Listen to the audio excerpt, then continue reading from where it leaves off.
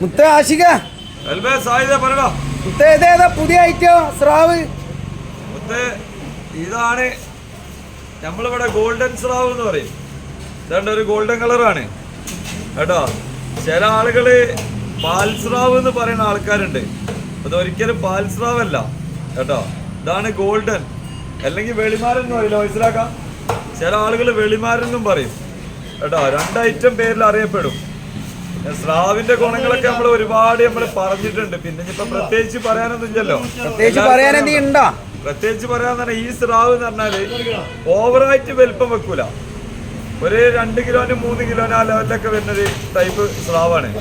ഇതിന്റെ സ്കിന്ന് വലിയൊരു കട്ടിയൊന്നും ഉണ്ടാവില്ല, സോഫ്റ്റ് ആയിരിക്കും ഇതിന്റെ സ്കിൻ ഉണ്ടാവുക.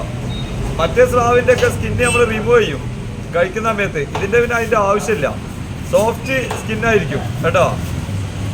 പിന്നെ തലക്കകത്ത് ചെവിയുള്ള ഒരേ ഒരു മീനാണ് സ്രാവ്.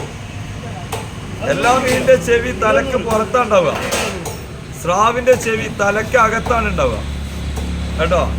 അതാണ് ഇനി ലാസ്റ്റായിട്ട് സ്രാവിൽ പറയാനുള്ളൊരു കാര്യം. തലക്കകത്ത് ചെവിയുള്ള ഒരു മീനാണ് സ്രാവ്. എല്ലും കൂട്ടി അടിക്കാം കേട്ടോ. അപ്പൊ പിന്നെ നമ്മള് ഒരുപാട് കാര്യങ്ങൾ ഇതിന് മുമ്പ് പറഞ്ഞിട്ട് ഇഞ്ഞും പറഞ്ഞ് ചളിയാക്കണ്ടല്ലോ കേട്ടോ. അപ്പൊ ഇതാണ് നല്ല ഗോൾഡൻ അല്ലെങ്കിൽ വെളിമാരൻ പാൽസ്രാവ് എന്ന് പറഞ്ഞാൽ ആരും തെറ്റിദ്ധരിക്കരുത് കേട്ടോ ഈ സ്രാവിനെ കുറിച്ച് കേട്ടോ.